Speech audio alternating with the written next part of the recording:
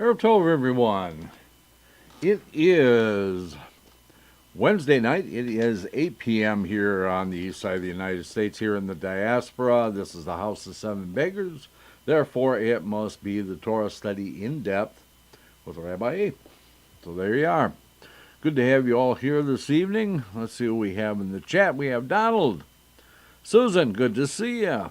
Colleen, Marshall, Veronica, who's always here, and more in the background and more coming in probably in the next few minutes.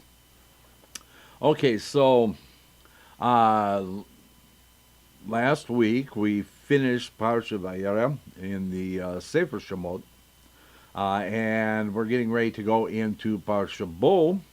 But before we do, I wanted to catch up with our Little Midrash Says, which I love these books. I just love these books. Great for the beginner, and great for the kids. It's really wonderful. And I talked about this last week, that I was actually astounded to find out that Rashi's commentary that we have been studying for the last couple of years was actually written for children. I guess children back then were a lot smarter than we adults are today. Yeah, not too surprising, but yeah, it was very interesting to find that out. Hence why we see certain sections where there's a little commentary, and section where there's a short verse and a lot of commentary in there. So anyway, we're going to catch up with the Little Midrash Says for Parsha Vayera, and then we will go into the Rashi's commentary on Parsha Bo.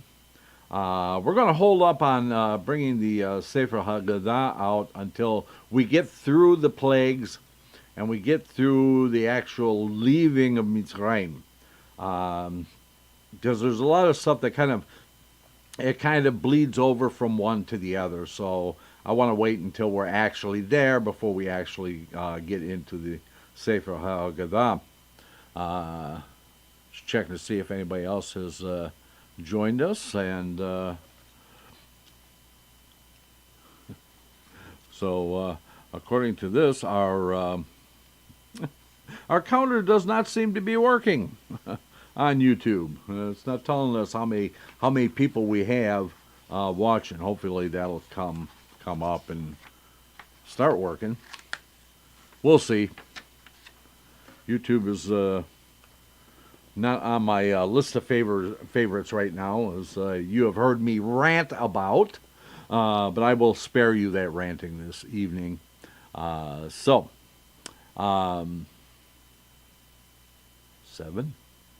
I have no idea.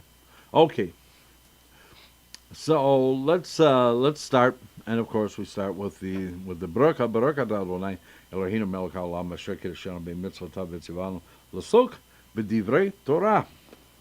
Okay, so what can we learn from the 10 plagues? This is the Little Midrash Says. Pharaoh mocked, "Who is Hashem? What is his name?" But he felt Hashem's strength when the plagues came. The plagues hit the Egyptians from the water, the ground, the air, to prove that Hashem rules everywhere. The plague of blood made the Egyptians poor and the Jews wealthy. Other plagues made the Egyptians sick, but the Jews remained healthy. The plagues in Mitzrayim, brought by Hashem with great miracles, Nisim, teach that wealth and health, life and death, are decided by Him. Okay, looks like our counter is starting to behave now. Okay, so those of you who are watching but not in the chat room, good to have you here too. Ralph, of course, who because he's watching on his smartphone, which obviously is not too smart because he can't get into the chat on the smartphone. Oh, Marilyn's joined us. Marilyn, good to have you here, because Marilyn can correct my French. Which, like I say, I learned French back when I was in grade school. I haven't spoken it since, and so when I butcher the French, she can correct me and kind of help me to get it back on track. So appreciate it, Marilyn, very much. Okay, so continuing on. Hashem sends Moshe to tell the Jews that they will be freed. Moshe asked Hashem, "Why did you send me to the Jews if I just make things worse?" Remember, he comes to them and tells them, he goes to Pharaoh, and the next thing you know, they're having to cut their own straw. Okay, before I came to Pharaoh, the Egyptians provided the Jews with straw with which to make bricks. But after you sent me to his palace, Pharaoh ordered the Jews to collect their own straw. Hashem was angry with Moshe and answered him, "Don't criticize me." Yeah, no kidding. I have good reason for whatever I am doing. Remember, Hashem had already told Moshe, I'm going to send you there. He is not going to let them go. And, I'm going to send signs and wonders. What part of that, Moshe, do you not get? Okay. The Jews were forced to work super hard to meet Pharaoh's demands. Still, they did not become wrapped up in their own troubles, and they remembered that every other Jew was having to do just as hard too. At the end of the day, when his body was so exhausted that he could hardly move, a Jew who had finished his work for Pharaoh would still help another Jew finish his work too. Hashem saw how the Jews showed mercy towards each other, and so he showed mercy toward them and commanded Moshe, "Go to all the places where Bnei Israel are working and call out, 'Soon Hashem will be taking you out of here. He has heard your tefillot, and he has seen how you help each other. Since you show mercy to each other, towards each other, Hashem is showing mercy towards you.'" Moshe walked to the places where the Jews were working and announced, "Listen, Bnei Israel, you will soon be freed, and Hashem will take you to Eretz Yisrael." But the Jews were so afraid of Pharaoh's supervisors that they did not even stop working for a minute to listen to Moshe. The next section is Moshe and Aharon perform signs for Pharaoh. This actually goes on quite a bit, and it's actually pretty interesting. Hashem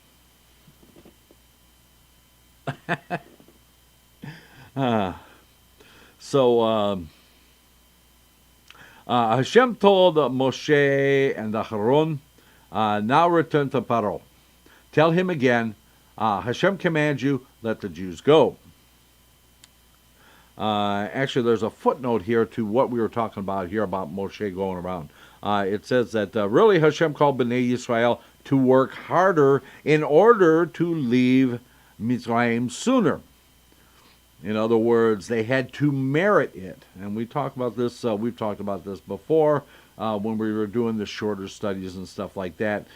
Why did they have to inspect the sheep or the goat for 4 days before they slaughtered and all that other stuff? They had to merit being taken out of Mitzrayim by Hashem.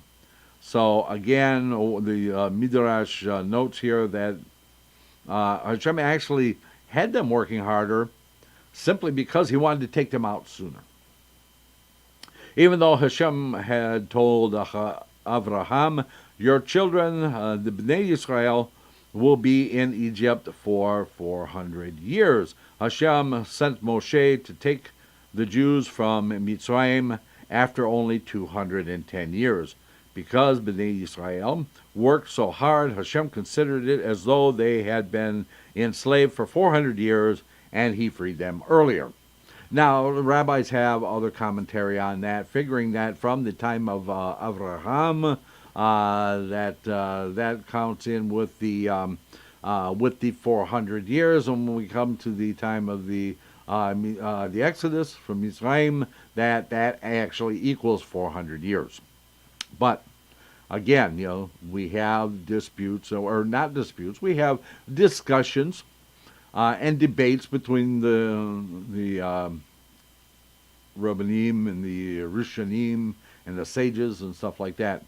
That's exactly why we have the Talmud.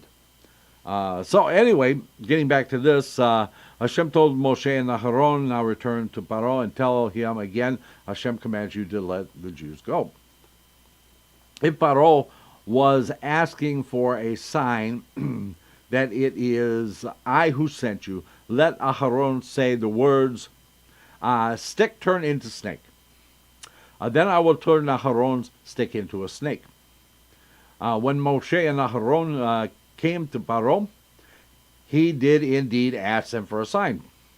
Aharon threw his stick to the ground and said those words, and the stick turned into a snake. Of course, we already know this, right? Pharaoh began to laugh.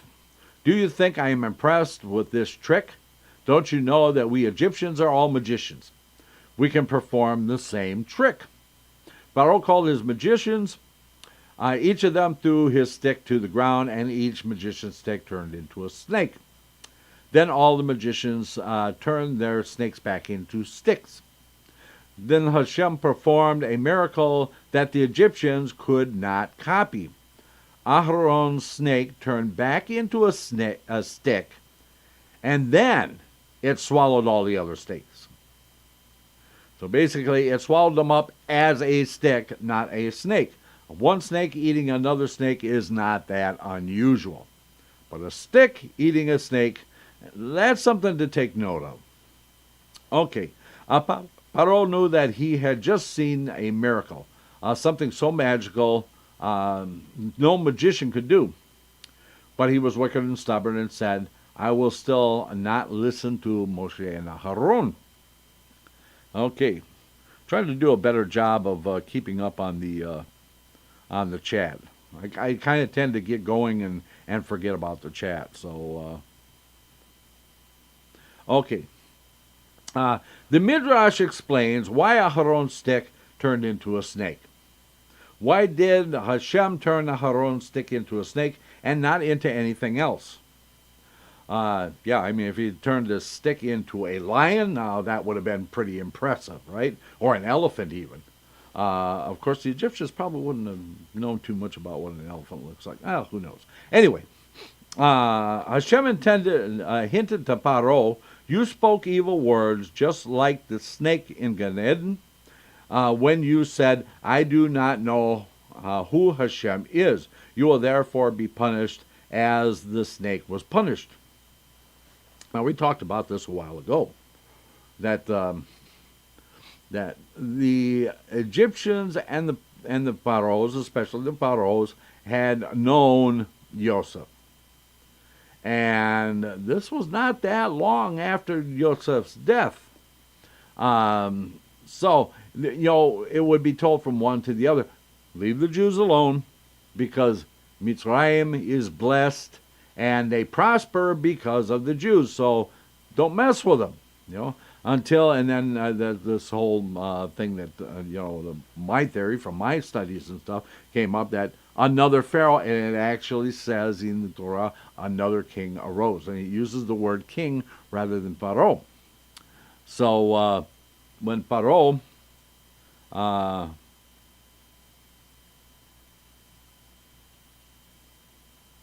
Susan, I think you're right. Hannibal from Egypt, maybe not directly from Egypt, but yeah, okay, yeah. Hannibal crossing the Alps. Okay, the famous history.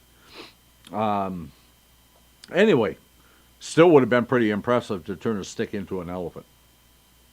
Okay, so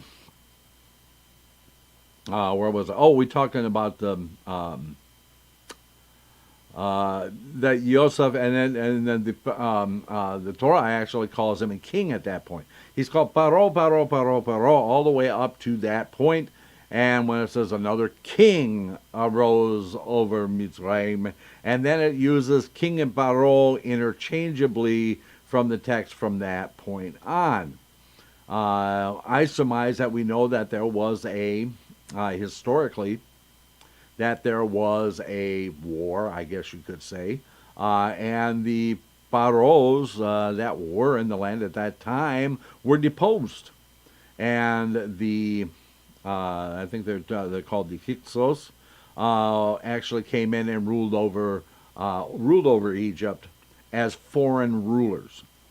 Okay, so being a foreign ruler and having chased the other pharaohs out of, or the current pharaoh out, then they would not have known Yosef.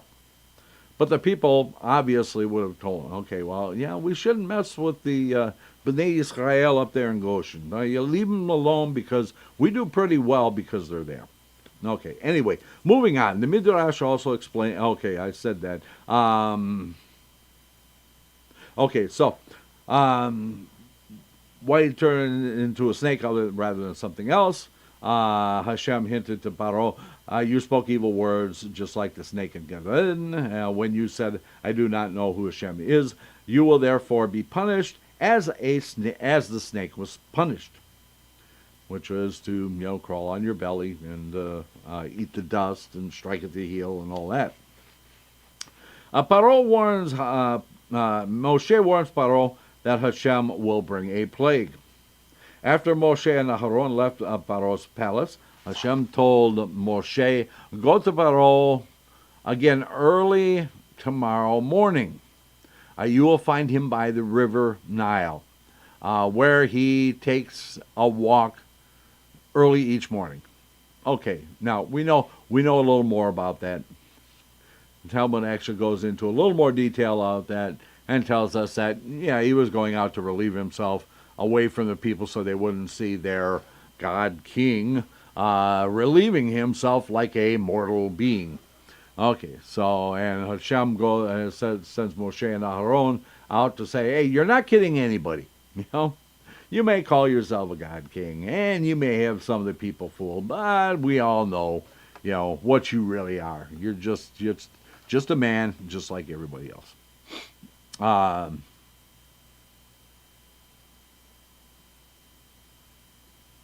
Let's see. Okay. Yeah, I saw that. Okay. Okay, so go out in the morning. You will find him by the river Nile, where he will take a walk each morning. Warn him. You said, I do not know who Hashem is, but if you don't listen to Hashem, you will soon begin to know who he is, because he will bring a terrible punishment upon you. He will turn the water of the Nile into blood. Moshe warned Pharaoh, but Pharaoh did not care. Pharaoh, okay? Again, Hashem doesn't harden his heart until much later on. This is all Pharaoh's doing. So, Hashem brought the first plague, the plague of blood. Okay, so we go into the order of the 10 plagues now. Do you know which 10 plagues Hashem brought upon the Egyptians? Dam, blood. The Fadam, frogs. Tnim, lice. Erov, wild animals. Dever, death of the animals. Shekin, blisters, or boils, as some translations have it, or some type of a skin disease. Hail. Kelsey Lynn has joined us. Good to have you, Kelsey Lynn. Barad, hail. Arbe, grasshoppers. Hoshek, darkness. Darkness. Hoshek can actually be translated also as chaos. We see this in Bereshit, where it says that there was darkness It can actually be translated as there was chaos, which in the darkness there actually would be. And then we have the Bechorot, death of the firstborn. And you may recognize this from the Haggadah. To remember the order of the 10 plagues, there is an abbreviation. Ditzach, Adash, Be'achab. In the Hebrew, these 10 letters, are the first letters of the names of the 10 plagues. These letters were also written on Moshe's stick. Interesting. Why Hashem brought the plagues in this order? Good question. Why did Hashem bring the plagues in this particular order? First blood, then frogs, then lice, and so on and so forth. One answer is that Hashem acted like a general who goes to war against an enemy. Blood. Before the general and his army enter the enemy's city, he poisons the enemy's wells so that they will have no more drinking water. In the same way, Hashem first cut off the Egyptians' drinking water. Frogs.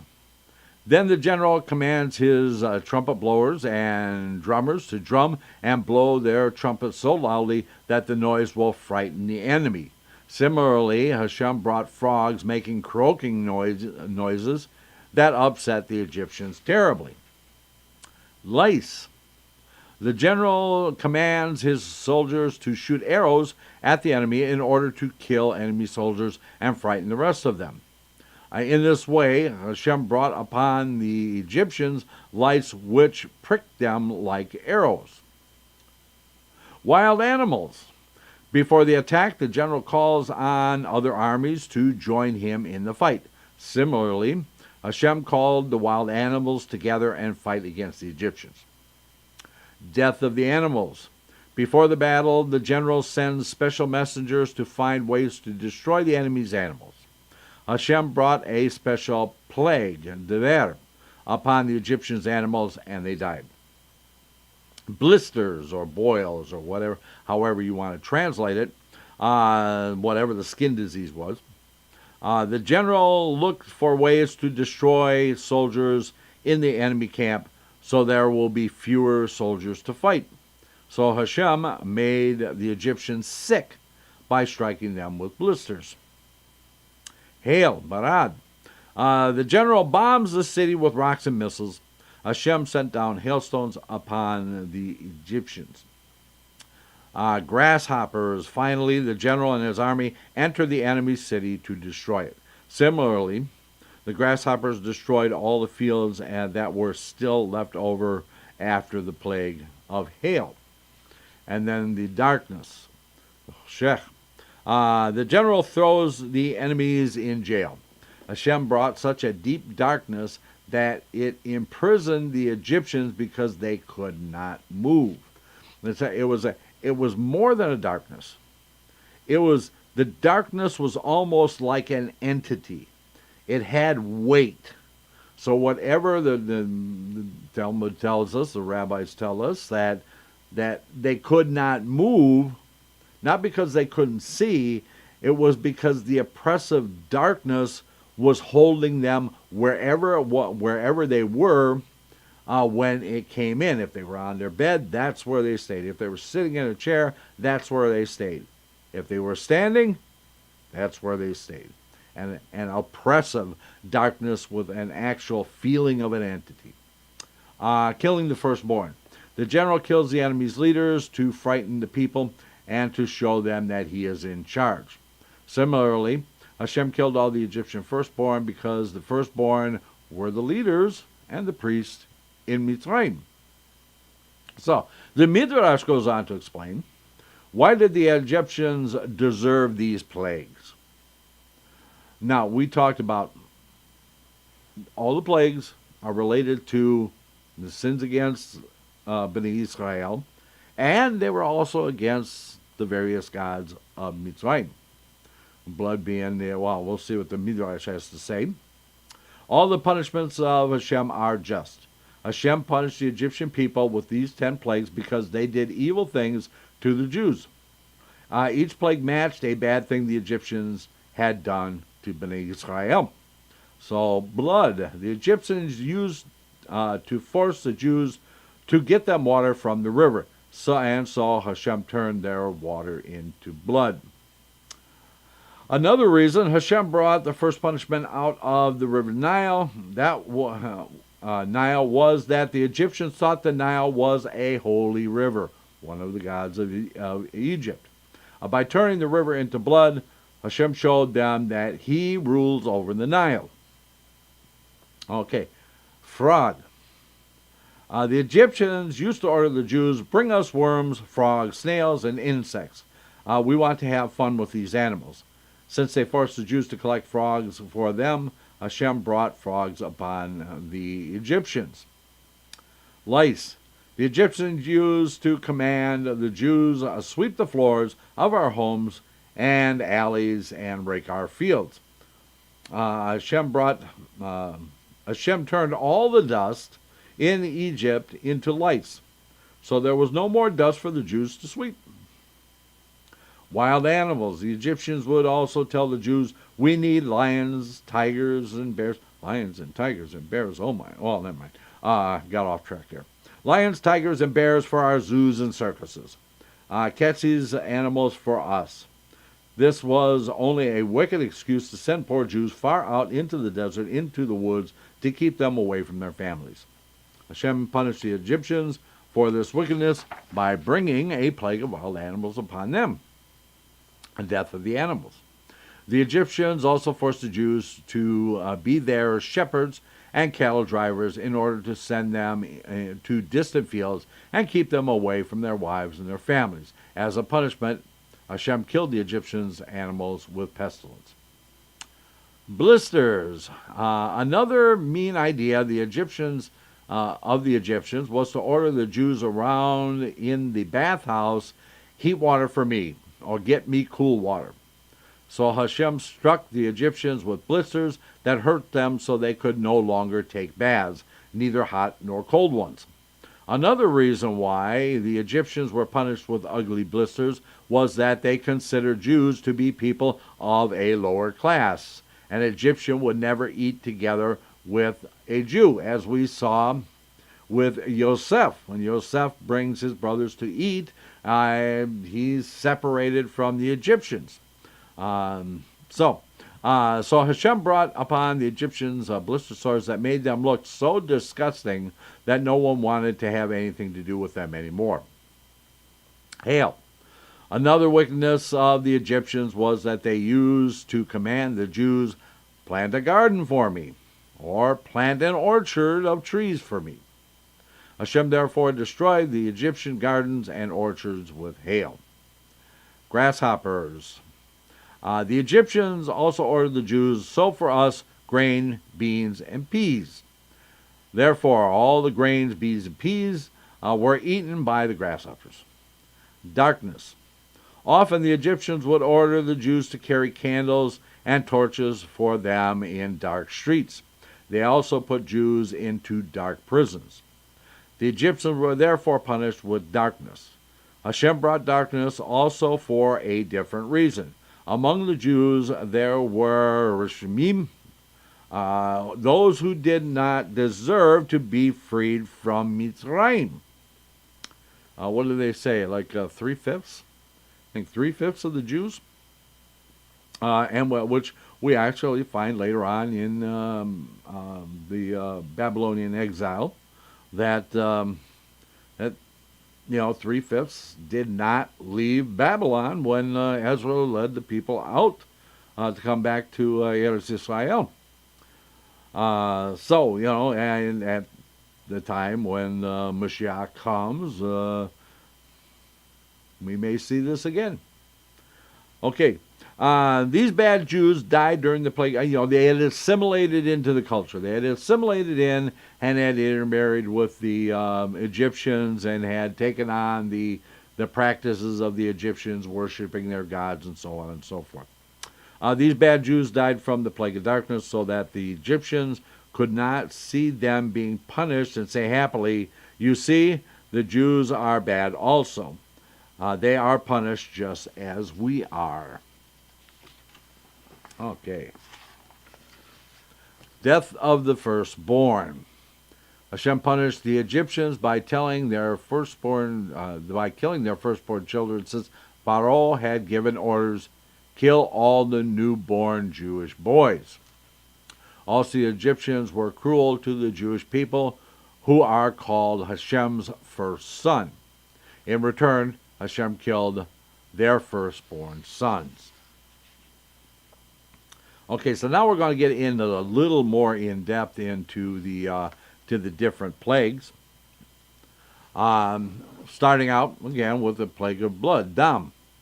In front of Pharaoh and his servants, Aharon stretched out his stick over the river Nile, and suddenly the river and all the water in Mitzrayim turned to blood.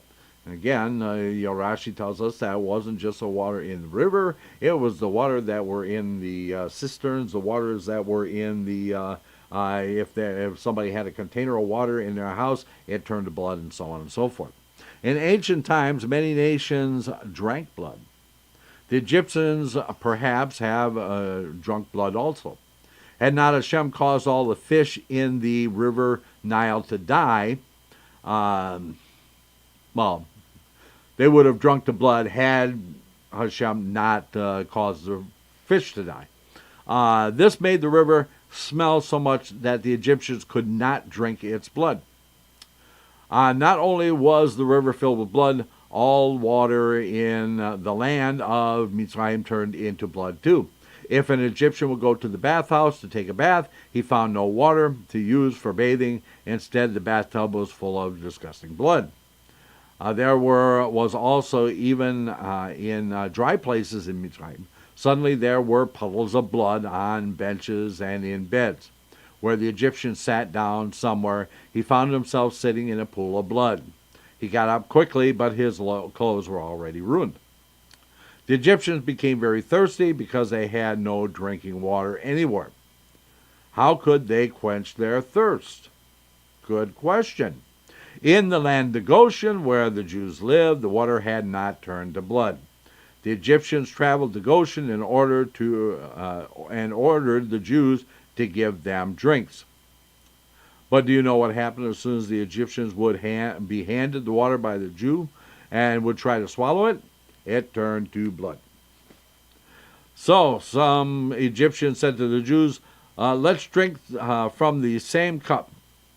And that did not help either. From the liquid came out of the cup for the Jew was water, and the Egyptian it was blood. Some Egyptians told the Jews, "We want to buy water from you." When they paid money for water, it did not become blood. As soon as the Egyptians found this out, they all began to buy water. The Jews earned a lot of money for 7 days until Hashem stopped the plague. Pharaoh asked his magicians, "Do you also know how to turn water into blood?" "Yes," answered the magicians, and they did it. "If so, I will not listen to Moshe," declared Pharaoh. Now, when we get a little further on, we're gonna find out, where did they get this water from? If all the water was blood, where did the magicians find water to actually do this? We'll find this out later. Stay tuned. A cliffhanger for you there, Donald. Okay. Just checking the chat room. Okay. The second plague, frogs. Zavardea.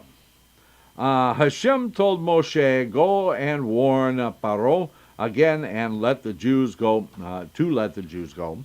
If he will not listen, I will send a plague of frogs." Moshe warned Pharaoh, but Pharaoh ignored Moshe's words. Hashem therefore made a gigantic frog. This is one of Rashi actually talked about this. Made a gigantic frog hop out of the water, out of the river Nile. The Egyptians didn't like the big, ugly animal, so hit it with sticks. "Let's kill the ugly frog monster," they shouted. But instead of dying, From the blows, the monstrous frog spat out little frogs every time it was hit. Anybody see that old horror flick, Frogs? The giant frogs? I don't know. Maybe that's where they came up with the idea. It's amazing how many movies and stuff we find that were actually, inspired at least in some way by the Midrash, or some of the Jewish tales, like some of the stories of the Baal Shem Tov and stuff like that, like the Corpse Bride. The Corpse Bride was was based on a story about the Baal Shem Tov and the bride that died. Okay, so checking the Marilyn put a frog in the chat there. Okay, so going back to the frogs, I know I got a little sidetracked there. It was terrible. More frogs came out of the river, and soon the land of Egypt was filled with frogs. The frogs croaked and croaked and croaked, and made more noise than an army of trumpet blowers. Okay, have you ever been out in the rural areas where there's a pond and stuff like that during the time when the frogs are a little amorous, shall we say? Yeah, it can get quite loud. Of course, we know about this because we got a pond right in back of our house, and we have to listen to it.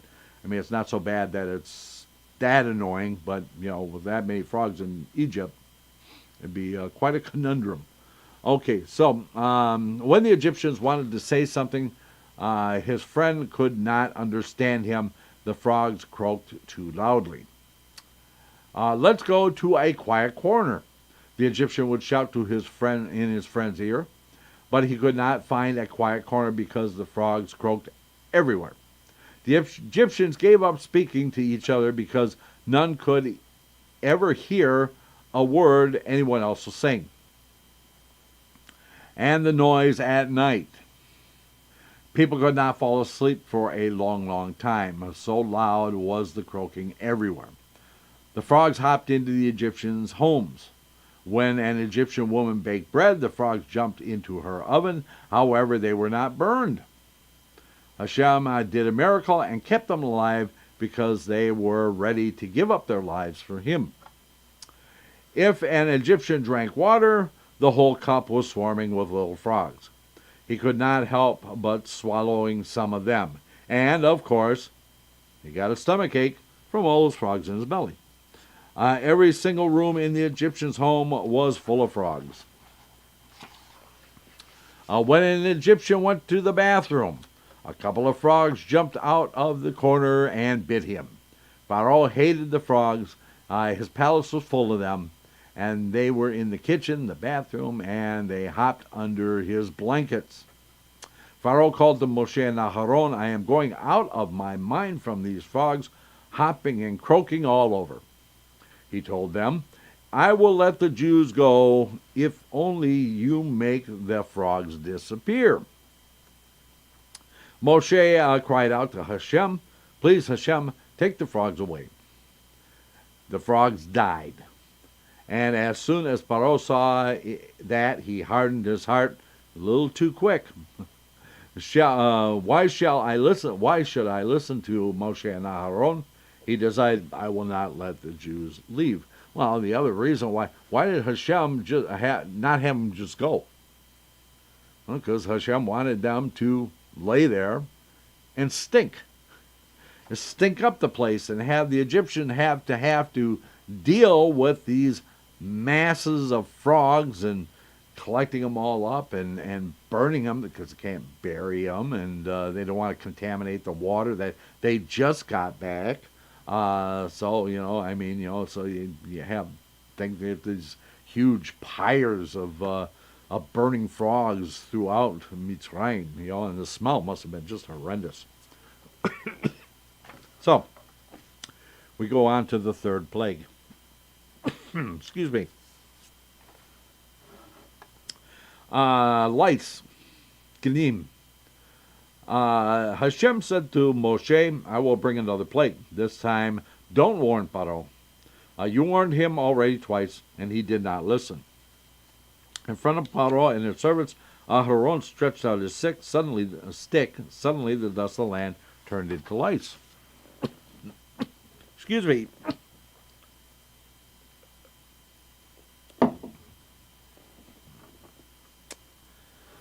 Okay. Do you know what lice are? Better if you don't. They are insects tinier than a pinhead that nest in a person's hair and on his body and itch them terribly. One Midrash explains that Hashem brought 14 different kinds of lice upon the Egyptians. Some of them were the size of a chicken egg, and some were even as large as duck eggs. If you've ever seen the difference between them, duck egg is much bigger. The lice settled down on the Egyptians and their animals and itched them, or made them itch. Only the Jews were not infested. Pharaoh called his magicians and asked them, can you also bring lice? Sorry, Your Majesty, they answered, magicians cannot create lice. And that's because it said, what did Rashi tell us? Rashi told us that the magicians do not have any power beyond the size of a grain of barley, I think it was. Anything smaller than that, they have no power over. Okay, you had better believe that this plague is not magic. God has brought the lice by a miracle. But Pharaoh refused to listen to his magicians. After 7 days, Hashem ended the plague. The Midrash explains, Hashem wanted us to be grateful to all those who are good to us. Do you remember who stretched out his stick to bring about the plague of blood? Was it Moshe or was it Aharon? It was Aharon who brought the second plague. Frogs. Again, it was Aharon who stretched out his stick and began the next plague. Lice. Aharon again. Not Moshe. Moshe brought some of the later plagues, but not the first 3. Hashem did not want him to bring the first 3 plagues because he would have to hit the river and the sand. The river had protected him, Moshe, by supporting the box into which his mother had put him as a baby, and the earth covered the body of the wicked Egyptian overseer whom Moshe killed. Since both the river and the earth had been kind to Moshe, Hashem did not want him to offend them by hitting them to bring a plague. The Torah teaches us that we must be grateful for every favor we receive.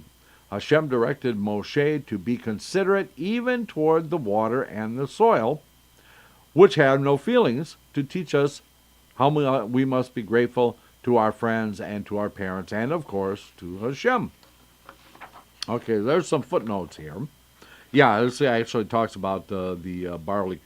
Okay, so why could the magicians not create lights? The magician cannot create a creature smaller than a barley corn. Actually, I think it actually says, Rashi says a barley grain. Okay, it also goes on to say, even according to the Midrash, some of the lights were as big as duck eggs. The magicians could not create lights because a magician can perform magic only while his feet touch the ground. Since all the dust in Egypt had turned into lice, the magician's feet did not actually touch the ground, so they could no longer perform any magic.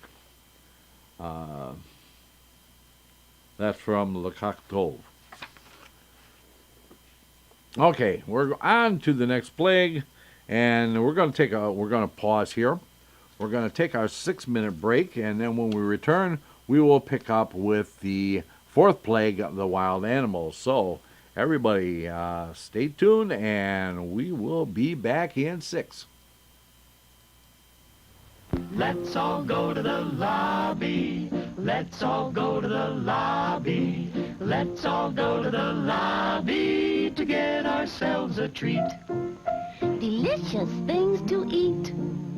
The popcorn can't be beat.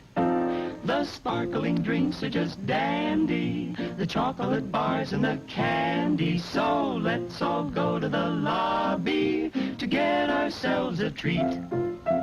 Let's all go to the lobby to get ourselves a treat.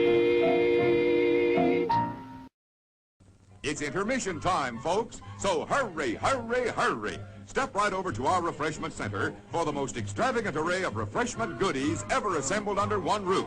Enjoy breathtaking, mouth-watering goodies, everything from a snack to a delicious full meal.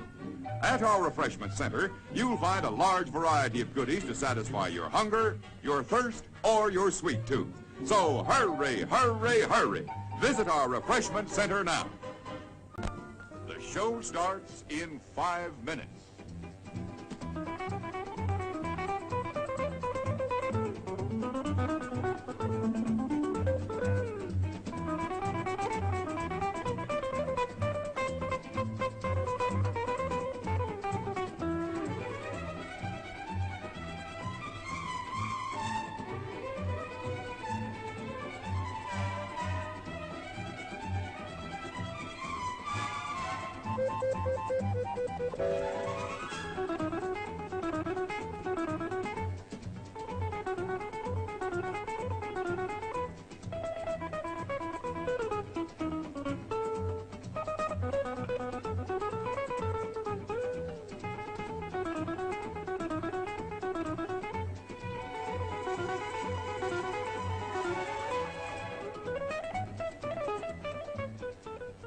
The show starts in 4 minutes.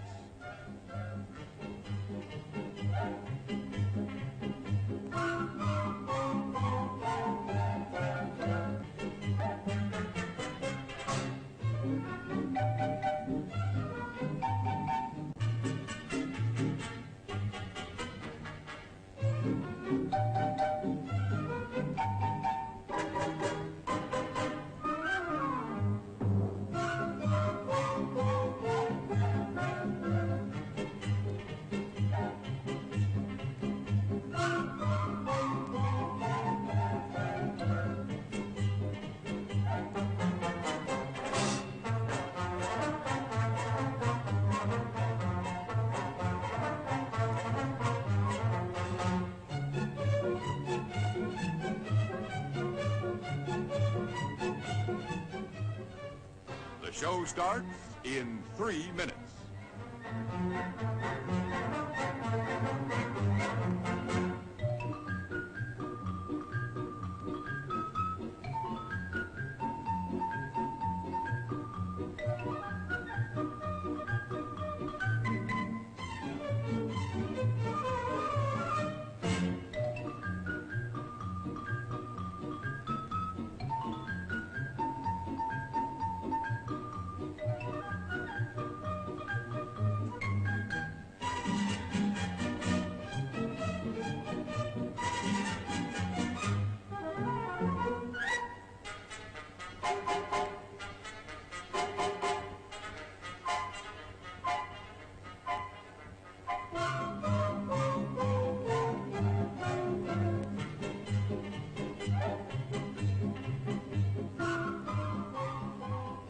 The show starts in 2 minutes.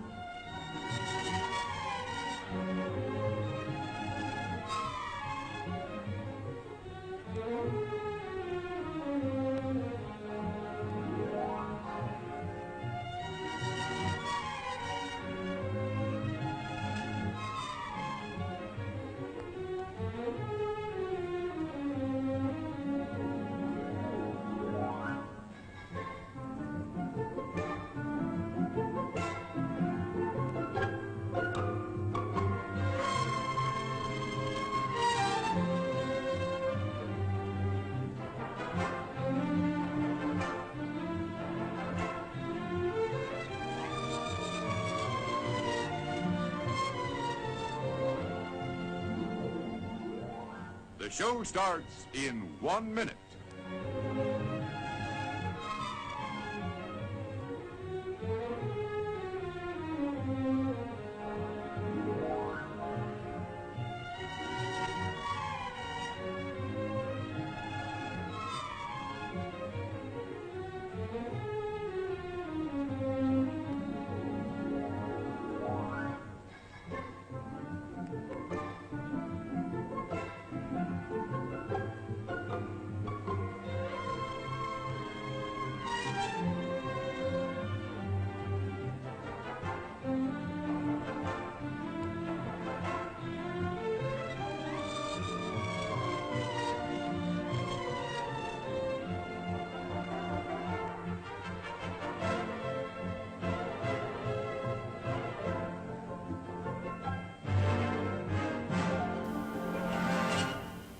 And now, on with the show. And we are back. Okay, so we go on. Yeah, we left off with the fourth plague, the wild animals. Hashem told Moshe, warn Pharaoh again, unless he lets the Jews go free, I will bring wild animals into the land of Mitzrayim, except into Goshen, where the Jews live. Pharaoh did not take the warning seriously. Therefore, as this new plague began, it was terrifying. From the desert came lions, bears, and panthers. They roamed in the fields and the vineyards, and even invaded the Egyptians' homes. Big birds, not big bird, big birds. Well, maybe it was big bird. Who knows? Big birds flew in together with them, flapping their wings and making a terrible noise. The Egyptians locked the doors and windows to stop the animals from entering. Hashem, however, sent certain animals ahead of the others that could open the doors and the windows. I mean, if you ever tried to keep a bear out of a cabin, Colleen knows this well. If a bear wants into something, he's going to get into it. I don't care whether it's a locked car or a locked door on a house. If he wants what's in there, he will rip the door off of the hinges and get in there. Okay, so only the Jews were not attacked by any wild animals. Pharaoh was scared to death. He called to Moshe and Aharon and promised, the Jews are no longer slaves. All the Jews are free to serve God and offer him sacrifices here in Mitzrayim. That's not what we want, answered Moshe. We want to leave Mitzrayim and go into the desert. Agreed, said Pharaoh. Just please beg Hashem to take all these wild animals away. Moshe davened to Hashem and begged Hashem to remove every last animal, even the dead ones. For any dead animal remaining, the Egyptians would have enjoyed the animal skins by making garments or shoes for themselves, and they would have eaten the flesh for food. Hashem accepted Moshe's tefillah and caused every last animal to vanish completely. As soon as Pharaoh was not threatened by the wild animals anymore, he changed his mind. I will not send the Jews free, he said stubbornly. Again, he is hardening his own heart. Hashem has not even hardened his heart yet. The fifth plague, the death of the animals. The fifth plague was next to come to teach Pharaoh a lesson. Hashem told Moshe to warn Pharaoh, if you will still not listen to Hashem, all the animals in your fields will die from pestilence. The pestilence killed all those animals that were in the field. The horses died, the donkeys died, the camels died, the sheep died. Even in the land of Goshen, where the Jews lived, though no animals died. Even if there was a herd mixed of animals, of which some belonged to Jews and some Egyptians, only Egyptian animals died. Some smart Egyptians tried this trick. They said to the Jew, I will sell you my animals just while the plague lasts. Afterwards, they will be mine again. Kind of like selling your chametz, right? But Hashem knew the trick, and those animals died anyway. Pharaoh again hardened his heart and refused to do teshuvah.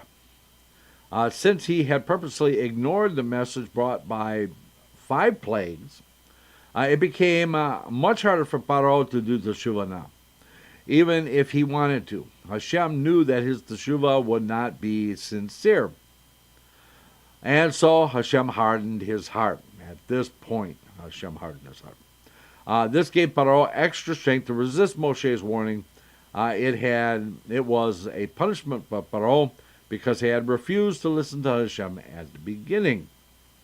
Rashi goes on to comment here, explains that God killed only animals in the fields, not in the stables. Those in the stables were hit by the next 2 plagues. Okay?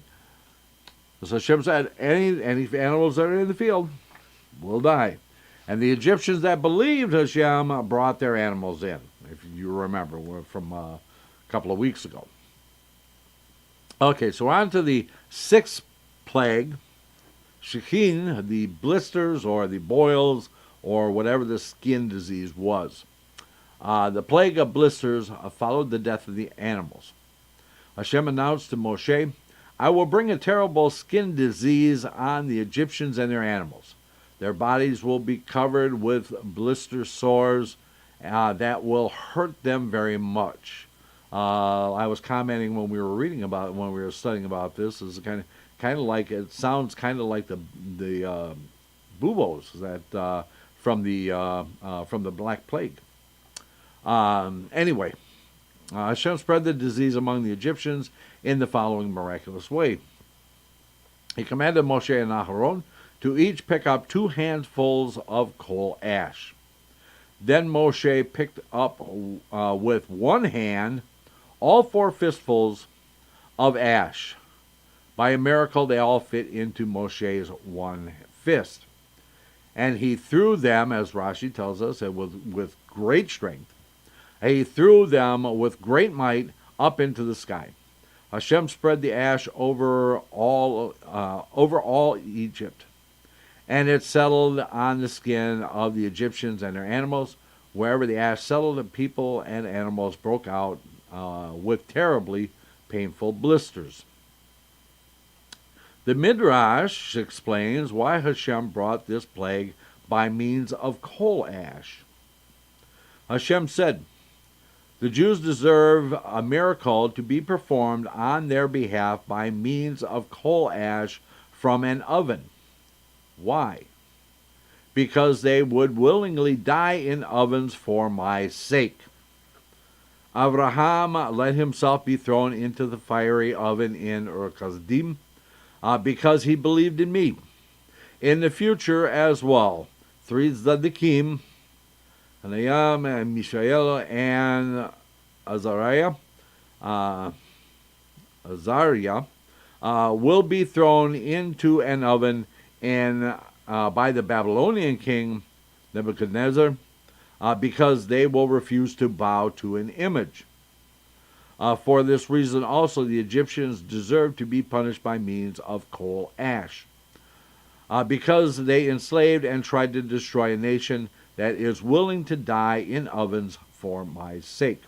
We could even draw a similar conclusion from, the Shoah and the ovens in the extermination camps.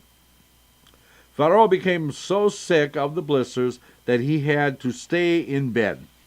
The Egyptian magicians also became so ill they left Pharaoh's palace in shame and disgrace and never returned there. The 7th plague, hail. Let's see what's going on in the... Susan is talking about OKC, the ice storm. Yes, I have several clients in OKC, and a couple of them had to cancel meetings with me because they had no power, no internet, no nothing. So, yeah, it must have been quite the storm. Nothing like this storm, though. How's that for a segue? The plague of hail, Barad. Hashem told Moshe, warn Pharaoh that the next plague will be as terrible as all the plagues together so far. That's my comment, so far. Big hailstones will fall down and cause many Egyptians to die. Pharaoh did not care. Therefore, Hashem told Moshe on the next day, stretch out your hand to the sky, then the hailstorm will begin. No Egyptian had ever seen such a hailstorm. The thunderclaps were so mighty that many Egyptians died from the shock. When a particularly loud thunderclap set in, Pharaoh fell on his floor.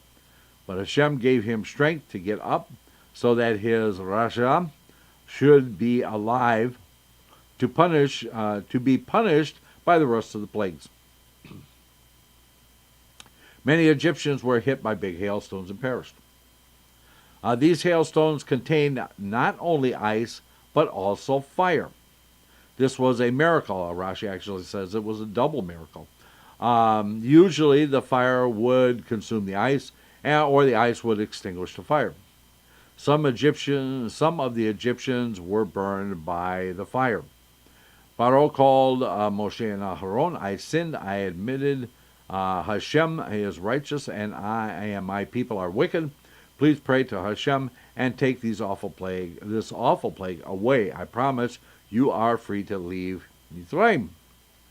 Pharaoh did keep his promise. Did Pharaoh keep his promise? He didn't. As soon as the hailstorm stopped, remember Rashi tells us that the hail, when Moshe prayed, the hail stopped. It just stopped right in midair and vanished. He became again so proud that he had been, as he had been before, and decided not to let Bnei Israel go. The Midrash explains, Hashem gives reward to everyone who deserves it, even to a Rasha, the evil person.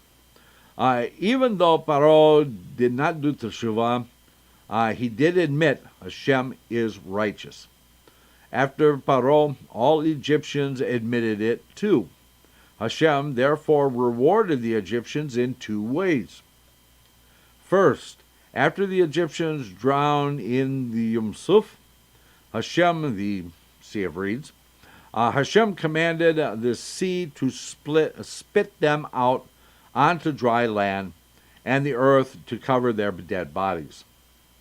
Why did the Egyptians deserve to be buried? Because they admitted Hashem is righteous. Second, Hashem commanded us in the Torah, although the Egyptians were cruel to you and enslaved you, accept the Egyptian who wants to become a ger, a convert to Judaism. Let his grandchildren intermarry with yours. One of the reasons why Hashem commanded that we accept Egyptian gerim is that the Egyptians admitted after the plague of hail that Hashem is righteous. Not only that, but because of Yosef.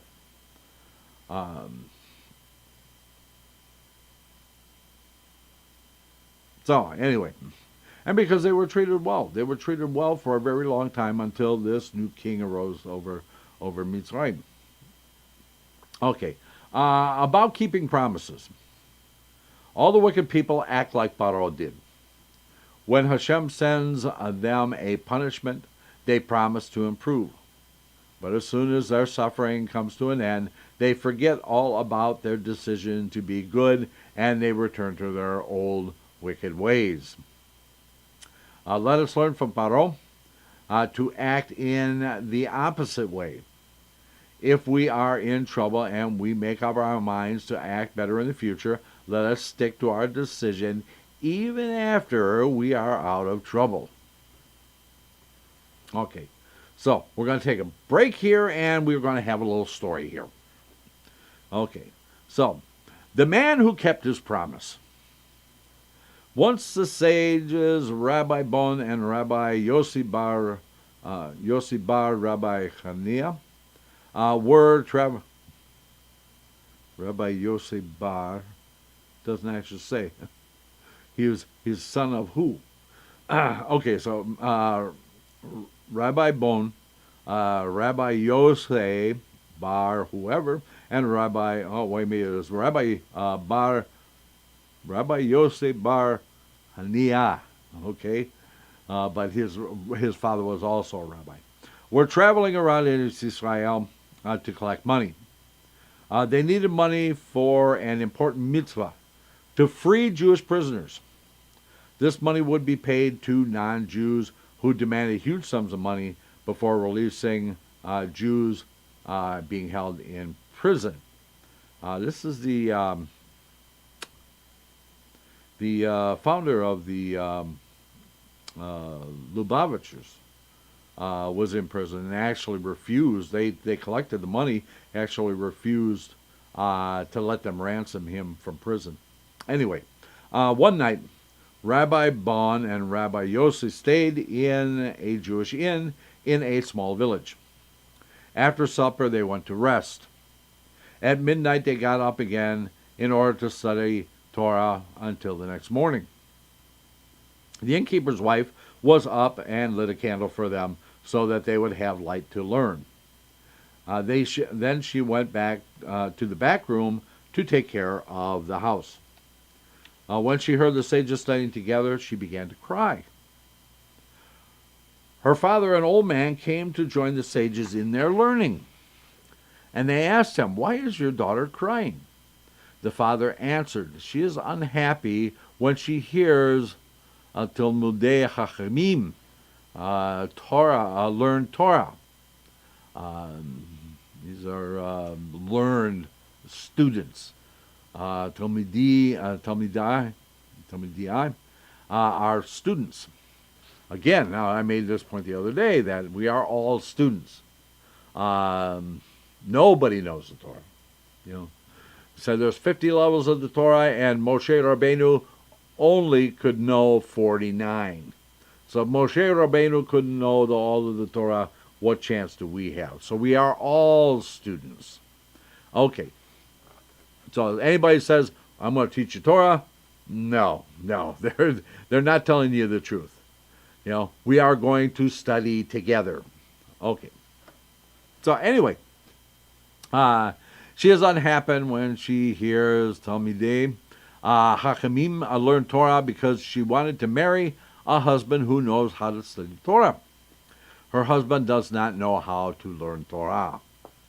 "Why did you let your daughter marry such a man then?" Rabbi Bon asked the father. "I did it because I did not want to break my promise," answered her father. "Which promise?" inquired the sages. The father told them, "I was once davening in the Beit HaKnesses, and the Chazan was about to begin to say Kaddish, when I saw a young man standing on a rooftop next to the Beit HaKnesses. When he was told that in another minute Kaddish would begin, he jumped down from the roof in order not to miss it. When I saw that jump, I promised, I will make this young man my son-in-law. Only someone who fears Hashem greatly would jump from a roof to hear Kaddish. Afterwards, I found out that the young man does not know Torah, and he does not want to be taught. Nevertheless, I gave him my daughter because I did not want to break my promise." Rabbi Bon comforted the father. "Perhaps they will have a son who will become a great Talmid Chacham." Meanwhile, the young man had awakened from his night's sleep. Rabbi Bon looked at him and said, "By looking at his face, I can tell that he will one day become famous for his Torah learning. He is still young in years. In years to come, the light of Torah will shine from him." And so it happened. The young man became one of the great Torah sages. Doesn't tell us which one. Okay, so there's an additional comment on this one. It says, "Of course, the father was wrong for making such a promise without knowing more about the young man. Instead of just giving his daughter to the young man, he should have gone to a Rav and asked him how to act in such a case."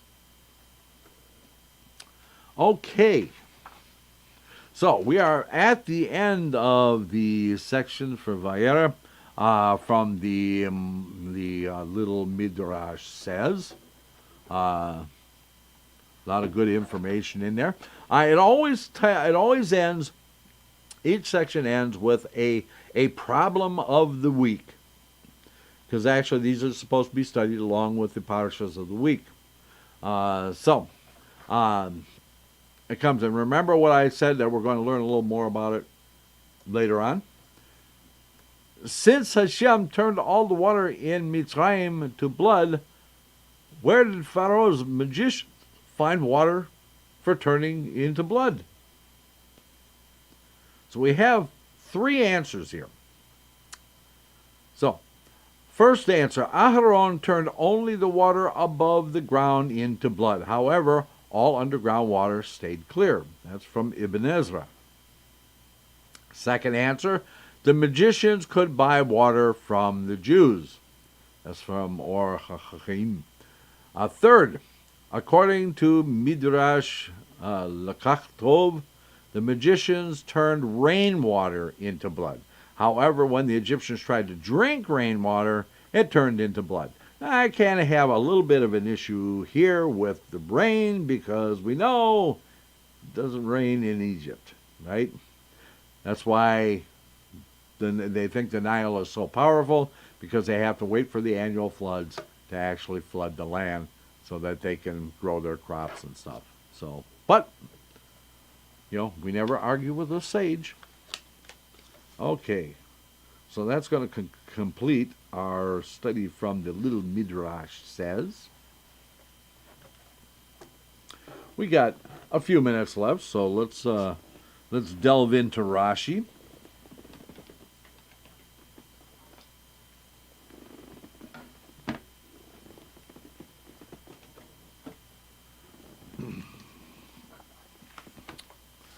So, we begin Parasha Bo. A little sticky note, put that over to the side. Let's see. That's right. Thank you, Susan. Hannibal was from Carthage, which is now Tunisia. Thank you very much for looking that up. Okay. So we are, again, in the Sefer Shemot. We are at chapter 10, beginning with verse 1. So this would be Perek Yud, Pasuk Aleph. Vayomer Adonai el Moshe, Bo el Pharaoh, ki ani T. Actually, Bo. Oh, anyway. Hashem said to Moshe, come to Pharaoh, for I have made his heart and the heart of his servants stubborn, so that I shall place these signs of mine in his midst. Rashi goes on to say that Hashem said to Moshe, come to Pharaoh, and warn him. And I shall place. This means, shumi, my putting. It is used in the sense that I will put in this context. And that's all Rashi has to say about this. Verse 2. And so you may relate in the ears of your sons and your son's son that I have amused myself with Mitzrayim and my signs that I placed among them, and you may know that I am Hashem. Rashi goes on to say here, I have amused myself. This means I have made sport of, as the word in the phrase, for you have mocked me. The word hit alelim, in the phrase, it is not true that when he amused himself with them, which was said in reference to Egypt, it does not mean doing the actions. For if it did, the Torah should have written olalti rather than hit alalti. The word olel and olalta in the phrase to do to them as you have done to me. The word in the phrase in which he has done to me. Okay. Further commentary on this one, going back to 1, and warn him. The clause that follows, "For I have made his heart and the heart of his servants heavy," appears to serve as a reason for God's command that Moshe go to Pharaoh. It does not, however, provide a logical explanation. Why should Moshe come to Pharaoh? Because his heart had become heavy. Rashi teaches that come to Pharaoh means come and warn him. God anticipated Moshe's possible question. What reason would there be for any further warnings? Did Pharaoh not already admit above, "I have sinned this time," and would thus comply with any future demands? God then goes on to explain that there is a good reason to warn him, "For I have made his heart heavy, and my compliance is by no means a foregone conclusion." Okay. The next one is related to, is used in the sense that I shall place. I will put in this context. Shiti is a verbal noun in the makor, infinitive form, and as such gives no indication of the time of the action. It is gerund, placing with the first person suffix yud, my.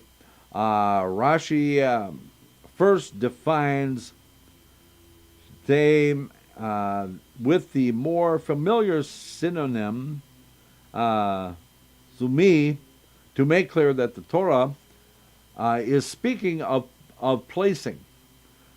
He goes on to say that the word means that I will place, to tell us that in the context of the verse it indicates the future. Rashi explains the word of similar structure in his comments to Genesis 19:21, where it relates to, I was right up here. For you have mocked me. This is from Numbers 22:29. Balaam said to his donkey the words, let me get this right, Hitalte, could mean you did. However, it could not have that meaning in this verse, for Balaam was responding to his donkey's question, "What have I done to you that you have struck me these 3 times?" Balaam's reply could not mean because you have done with me, for it would not answer the question. Thus it must mean for you mocked me. And so we see that in this verse, Ayin lamed in the reflexive, his pa'el conjunction means to make sport of or to amuse oneself, and that's from Mizrahi. Verse 3, Moshe and Aharon came to Pharaoh and said to him, "So said Hashem, God of the Hebrews, until when will you refuse to be humble before me? Send out my people that they may serve me." Rashi goes on to say there, to be humble. This is to be understood as Targum Onkelos renders it to be humbled. It is derived from the same root as the word poor. God is saying to Pharaoh, you have refused to become poor and lowly before me. Okay. Further commentary on this one is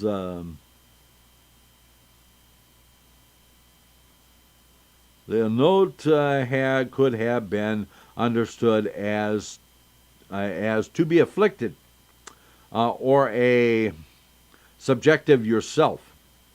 Rashi rejects both of the interpretations here because God neither wanted Pharaoh to be afflicted before him, nor to subjugate himself before him. The plagues were intended to humble Pharaoh. Okay. No commentary on 4, so we'll go from 4 to 5. For if you refuse to send forth my people, behold, tomorrow I shall bring a locust swarm to your border.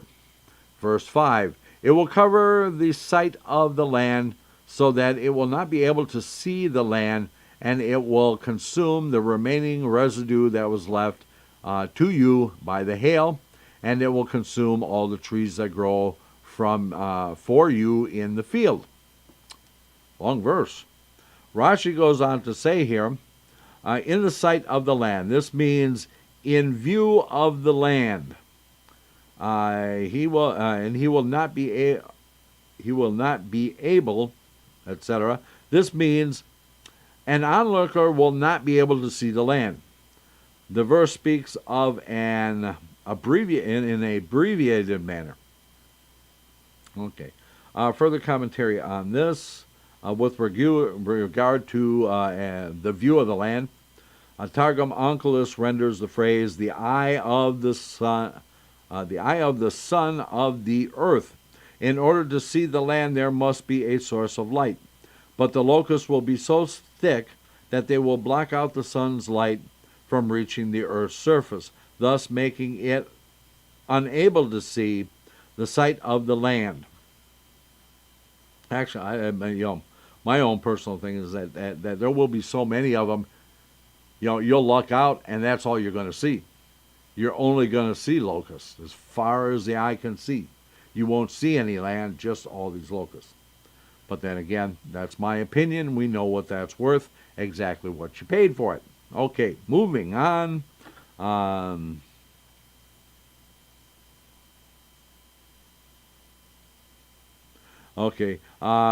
not be able to see the land. The onlooker will not be able to see the land. The ambiguous pronoun he refers to any onlooker, not specifically to Pharaoh. Okay. No commentary on 6. We'll go from 6 to 7. They will fill your houses, the houses of your servants, the houses of all Egypt, such as your fathers and your grandfathers have not seen from the day they came into the earth until this day. And he turned and left Pharaoh's presence. Verse 7, Pharaoh's servants said to him, how long will this be a snare for us? Send out the men that they may serve Hashem their God. And do you not know yet that Egypt is lost? Rashi goes on to say, do you not yet know? This means, have you not yet realized that Egypt is lost? Further commentary on this one says, elsewhere, Rashi, in Genesis 2:5, makes clear that there is room for misinterpreting the meaning of terem. Here's a resh, isn't it? Terem. As before. Here too, he points out that the correct meaning is not yet. Okay, so we're at verse 8. I think, I think this is a good place to stop here. We only have a few minutes left, so let's go ahead and stop at this point. And this, God willing, we will pick up with this next week. Okay, I want to thank everybody for being here. Before we leave, Barakat Adonai Eloheinu melech haolam, asher natan lanu Torat emet v'chayei olam natan b'tochenu Barakat Adonai notena Torah. Okay, thank everybody for being here this evening. Just make sure we didn't miss anybody in the chat room. No, it looks like we got everybody. I apologize if I did miss you.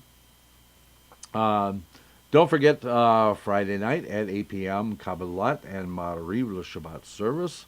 And Shabbat morning at 10 a.m. is Shacharit and Musaf. And of course, Monday is 8 p.m. Eastern is Zeta's Story Corner. And then again on Wednesday at 8 p.m. is the Torah study. Thank you everybody for being here. And until the next time, we'll say, Laila Tov.